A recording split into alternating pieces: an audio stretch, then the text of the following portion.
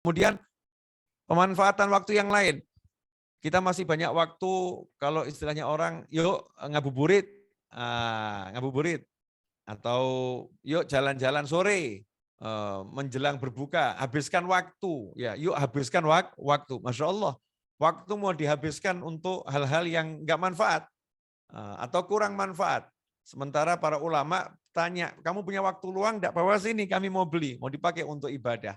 Nah, ikhwani rahimakumullah, ini salah satu contoh apa yang dilakukan oleh para wali dan dilakukan oleh baginda Muhammad SAW ketika mau masuk bulan suci Ramadan. Menyadarkan diri dan keluarga di depan ada bulan yang sangat agung. Nah, ini yang saya ingin kita semua menjadi duta-duta Rasulullah SAW, menyampaikan pada keluarga kita masing-masing, ini Ramadan, ini bulan yang hebat loh, ini bulan yang luar biasa. Sampai-sampai orang-orang terdahulu itu kalau di bulan Syawal, kita tahu Ramadan, Syawal, ya, di bulan Syawal itu sudah membuat perencanaan untuk Ramadan berikutnya. Ya, orang-orang soleh terdahulu itu kalau masuk bulan Syawal, tanggal 1 Syawal, sudah buat perencanaan, ya, sudah di-manage sedemikian rupa hidupnya. Nanti Ramadan tahun depan ya akan bagaimana, itu sudah dipersiapkan dari hatinya, fisiknya, ekonominya, sehingga beliau-beliau di bulan Syawal, Dzulqa'dah, Dzulhijjah, Muharram sudah menabung. Ya, menabung, kasnya diisi. Ini kas untuk Ramadan, tabungan untuk Ramadan. Selama bulan suci Ramadan pensiun, istirahat, enggak bekerja. Ya, bukan karena malas, bukan karena enggak mau bekerja, tapi sudah cukup penghasilan untuk Ramadan sudah ada. Karena menabung sejak tanggal 1 Syawal, Dzulqa'dah, Dzulhijjah, Muharram, Shafar, Rabiul Awwal, Rabiul Akhir, terus ya sampai Sya'ban. Nah, di Ramadan tabungannya dibuka, digunakan untuk hidup selama bulan suci Ramadan, untuk amal, ya, untuk sedekah dan lain sebagainya. Sehingga fokus betul pikirannya sama bulan suci Ramadan hanya untuk taat, hanya untuk ibadah, enggak ada fikir dunia. Ya, enggak ada fikir dunia. Sementara kita kalau Ramadan pesanan banyak. Ya, pesanan banyak, sibuk, ya, waktu terpakai untuk cari uang, bukan nggak boleh, tapi cuma beda cara memanagenya.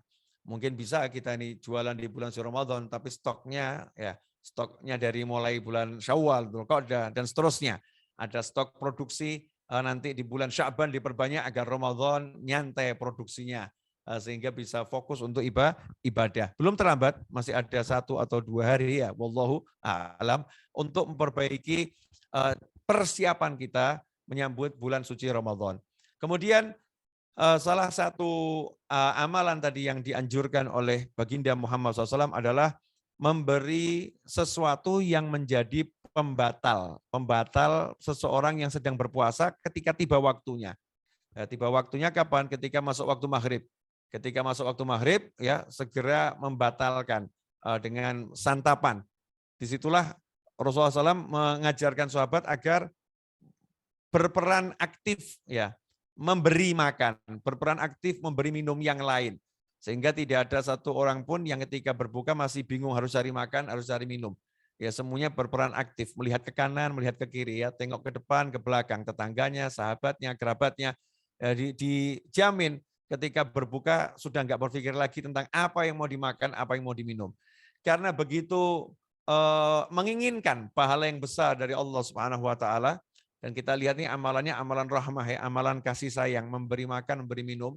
Para sahabat saat itu dengan kerendahan hatinya, dengan kejujurannya, dengan kepolosan beliau radhiyallahu anhu ajmain mengatakan, ya Rasulullah, tidak setiap orang dari kami punya sesuatu yang bisa diberikan untuk makan seorang di kala berbuka. Ya Allah, sahabatnya Rasulullah SAW mau berbuka, enggak punya makanan, enggak punya santapan, ya, tapi masih bersemangat, ya, ingin berbagi dengan yang lain. Sementara kita ini full dengan makanan, mungkin kita kurang berpikir bagaimana caranya berbagi dengan yang lain. Saat itulah Rasulullah SAW mengatakan kepada para sahabat, Allah memberikan semua pahala tersebut kepada seorang yang memberikan walaupun seteguk air, walaupun cuma sececap susu, ya, walaupun sebutir korma, dapat pahala yang sama dengan orang yang punya harta yang banyak, orang yang punya makanan yang banyak yang dibagi-bagikan. Rasulullah SAW memberikan semangat, memberikan dorongan kepada para sahabat. Spiritnya itu, semangatnya adalah memberi makan yang lain, berminum yang lain, berjuang untuk memberi, bukan menunggu untuk menerima. Berjuang untuk memberi, bukan menunggu untuk menerima. Rasul nggak mengatakan kepada para sahabat tadi, kita lihat hadis ini, ya, coba digaris bawahi, kasih bold, ya, merah, ya, tanda pentung nih buat kita perhatian. Allahumma sholli wa sallim alaih. Ketika sahabat beliau mengatakan, sallallahu radhiyallahu anhum ajmain, kami, ya, tidak setiap orang dari kami punya sesuatu untuk memberi makan yang lain Rasulullah SAW. Rasul nggak mengatakan, oh kalian nggak mampu, oh kalian termasuk orang susah, kalian termasuk fuqara wal masakin, kalian tuh jatahnya menerima bukan memberi. Oh kalian itu jangan maksakan diri, ya udah terima kenyataan, memang kalian nggak punya, ya udah orang yang terima sama kok dengan yang memberi. Nabi SAW nggak berkata seperti itu.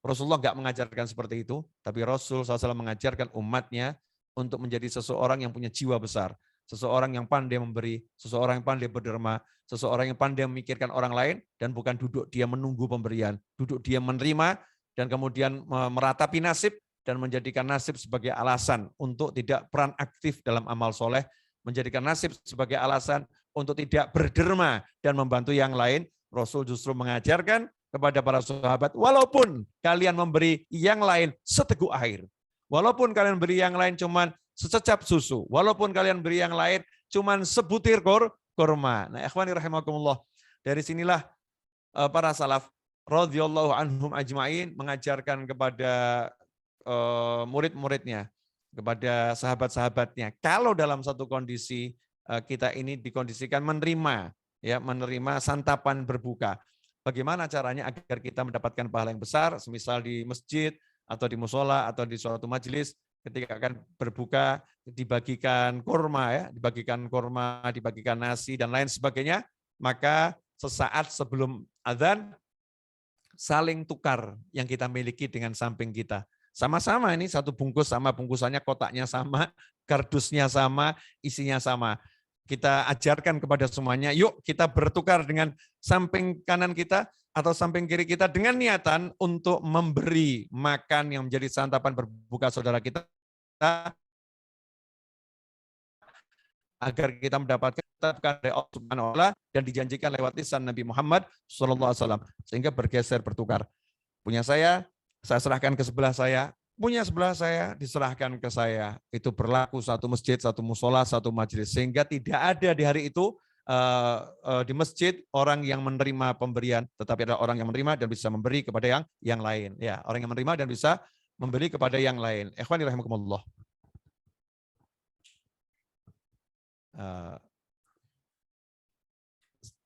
Mas Seto habis baterai. Oke, lanjut ya. Lihat kamera saya ini.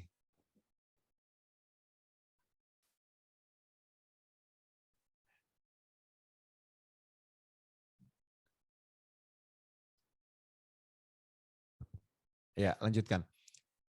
Mohon maaf, ini karena di ruang saya ngajar, Mas Seto tertidur, jadi nggak memonitor handphone saya. Lanjut. Jadi satu masjid, ya, satu musola, satu ruangan, semuanya berbagi. Nah, ini kan sesuatu yang sangat indah yang diajarkan oleh Nabi Muhammad SAW lewat tadi motivasi beliau SAW kepada para sahabat, meskipun nggak punya, tidak diajari untuk menyerah. Tapi ketika sahabat menunjukkan memang ketidakmampuannya, Nabi SAW menunjukkan kamu harus jadi orang yang punya jiwa memberi, bukan punya jiwa untuk meminta. Nah, ikhwani rahimakumullah, dalam sebuah hadis yang diriwayatkan oleh Imam Bukhari dan Muslim dan dicantumkan pula dalam kitab Riyadhus Shalihin, di Riyadhus Shalihin itu hadis yang ke-1225. Ya, 1225. Wa an Ibnu Abbasin radhiyallahu anhu maqal kana Rasulullah SAW ajwadan nas wa kana ajwadu ma yakunu fi Ramadan hina yalqahu Jibril wa kana yalqahu Jibril fi kulli lailatin min Ramadan fayudarisuhul Quran. Fala Rasulullah SAW hina yalqahu Jibrilu ajwadu bil khair min ar-rihil mursalah, muttafaqun alaih. Ya, ini dikatakan oleh Sayyidina Abdullah bin Abbas radhiyallahu taala anhuma, bahwasanya dahulu Rasulullah SAW adalah manusia yang paling dermawan. Jadi manusia yang paling dermawan adalah baginda Muhammad sallallahu alaihi wasallam. Wa kana ajwadu ma yakunu fi Ramadan. Dan Rasulullah SAW itu paling dermawan adalah di bulan suci Ramadan, yaitu hina yalqahu Jibril, ketika bertemu dengan malaikat Jibril alaihi salam. Wa kana yalqahu Jibrilu fi kulli lailatin min Ramadan, dan malaikat Jibril menemui Nabi Muhammad SAW di bulan Ramadan setiap malam. Jadi setiap malam malaikat Jibril mendatangi Nabi Muhammad SAW, kemudian fayudari suhul Quran. Beliau mengajak Nabi SAW untuk tadarus membaca Al-Quran. Jadi membaca secara bergantian. Satu membaca, satu mendengarkan. Dan seterusnya. Itu namanya tadarus. Fala Rasulullah SAW, dan Rasulullah SAW sungguh ketika bertemu dengan malaikat Jibril alaihissalam, beliau adalah manusia yang paling dermawan dengan kebaikan. Sifat kedermawanan beliau itu dikatakan lebih dermawan daripada angin yang berhembus. Jadi angin berhembus ini kan simbol kedermawanan, di mana angin memberikan kehidupan, ya membawa banyak kebaikan. Kemudian ada tanaman-tanaman itu yang tidak bisa tidak bisa tumbuh ya dan berkembang kecuali kalau benihnya itu dibawa angin, ya ditaburkan kepada tanaman yang lain. Rasulullah SAW lebih dermawan dari angin, ya lebih dermawan dari angin. Ikhwani rahimakumullah, hadis ini memang pendek ya, singkat, tapi di dalamnya banyak pelajaran. Yang pertama yang ditekankan oleh Sayyidina Abdullah bin Abbas radhiyallahu ta'ala anhuma, beliau menceritakan kalau Rasulullah SAW itu manusia yang paling dermawan. Jadi kedermawanan itu sifatnya Nabi, ya sifatnya Rasul. Makanya dikatakan tidak mungkin ada wali kok tidak dermawan. Nah, ini kalau ada orang ngaku wali tapi bakhil, maka dia bukan wali, gagal jadi wali demi hukum ya. Itu gagal jadi wali demi hukum. Kenapa seperti itu? Karena memang Nabi SAW adalah manusia yang paling dermawan, sehingga pewarisnya Rasulullah SAW menjadi orang yang paling dermawan. Ya, orang yang paling dermawan. Itu sifat-sifatnya wali Allah, menjadi manusia yang dermawan. Kemudian yang kedua, Rasulullah paling dermawan di bulan Ramadan. Nah, ini menunjukkan kalau ada waktu-waktu yang memang kalau di waktu mulia kita dianjurkan untuk lebih dermawan. Makanya kalau setiap Senin kita sedekah banyak, karena itu waktu lahirnya Nabi Muhammad SAW, bagus. Atau kemudian kita Selasa sedekah, Rabu sedekah, Kamis sedekah, Jumat kita sedekah, karena itu adalah hari rayanya umat Islam. Sayyidul Ayyam, pemimpinnya semua hari. Kalau Jumat sedekahnya mau lebih banyak, ya. Misal seperti itu, bagus-bagus saja. Karena memang ada bulan, waktu, hari, jam yang memang itu menjadi kita dianjurkan lebih banyak bersedekah, karena waktu itu lebih utama, waktu itu lebih mulia, ya, waktu itu lebih bernilai dibandingkan waktu-waktu yang lain. Kemudian ikhwani rahimakumullah, hina yalqahu Jibril, Nabi SAW sangat dermawan melebihi waktu-waktu yang lain adalah ketika bertemu dengan malaikat Jibril alaihissalam. Di sini ada pelajaran, kalau ketemu orang soleh, ya ketemu orang yang baik, kita dianjurkan bersikap lebih dermawan. Ya, ketemu orang soleh, kita dianjurkan melakukan lebih banyak kebajikan, ya, melakukan lebih banyak kebaikan. Kemudian juga dalam hadis ini ada pelajaran, malaikat Jibril alaihissalam ketemu dengan Rasulullah SAW setiap malam. Nah, ini dalil bahwasanya kita boleh mengunjungi orang soleh, sering mengunjungi orang soleh dengan catatan tidak mengganggu. Ya, mengunjungi orang soleh itu sering dengan catatan tidak mengganggu. Nah, kalau sering mengganggu itu tidak boleh. Tapi kalau sering tidak mengganggu, maka itu dianjurkan. Dalilnya adalah ya ini, malaikat Jibril alaihissalam setiap malam ya bertemu dengan Nabi Muhammad SAW. Rasulullah senang ya kedatangan malaikat Jibril. Nah, kita perlu sadar diri, kalau kita sering-sering main ke rumahnya orang soleh, ini orang solehnya senang enggak sama kita? Nah, repotnya nanti kalau sampai orang solehnya bosan sama kita. Nah, jangan sampai orang solehnya bosan sama kita karena kita ganggu waktunya, ya kita mengganggu kegiatannya dan lain sebagainya. Kemudian fayudari suhul Quran.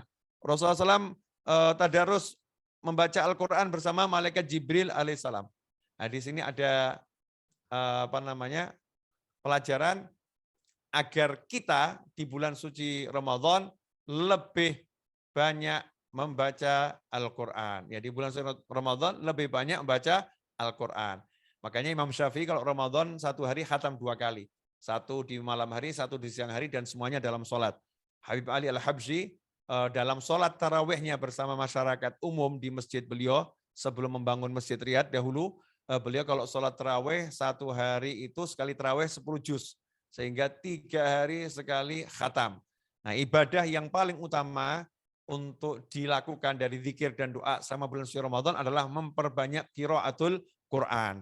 Jadi kita ibadah yang lain jalan, tapi qiraatul Qurannya diperbanyak. Nah, ini yang dianjurkan untuk dilakukan di bulan suci Ramadan.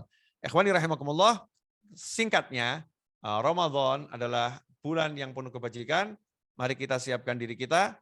Ya, untuk apa? Banyak berderma, banyak membantu, ya banyak menolong orang, dan banyak membaca Al-Quran. Kemudian mengunjungi orang-orang yang soleh untuk sama-sama tadarus Al-Quran, ya membahas Al-Quran. Inilah yang dilakukan oleh Nabi Muhammad Sallallahu Alaihi Wasallam bersama malaikat Jibril, dan juga bagaimana Rasul bersama para sahabat. Nah, ikhwani rahimakumullah, alhamdulillah sudah cukup banyak saya sampaikan, kurang lebih 40 menit ya, kurang lebih hampir 40 menit secara total saya udah berbicara, atau kurang lebih 33 menit ya berbicara. Mudah-mudahan ini manfaat ya, mudah-mudahan manfaat, dan insya Allah kita bisa bertemu lain kesempatan dalam keadaan yang lebih bagus insya Allah. Mudah-mudahan admin saya di sini Mas Seto tidak tertidur ya, karena saking khusyuknya mendengarkan saya dari Mas Seto sampai tertidur. Mungkin ruangannya sejuk, AC, ya mungkin makannya kurang ya, atau mungkin kebanyakan makan, jadinya Mas Seto tertidur. Dan mudah-mudahan juga tidak ada gangguan koneksi internet. Tadi di awal terjadi gangguan koneksi internet. Memang itu aneh bin ajaibnya ya, subhanallah. Kalau sudah pas mulai saya mau ngajar itu, ya ada saja yang terjadi gitu ya, gangguan-gangguan itu.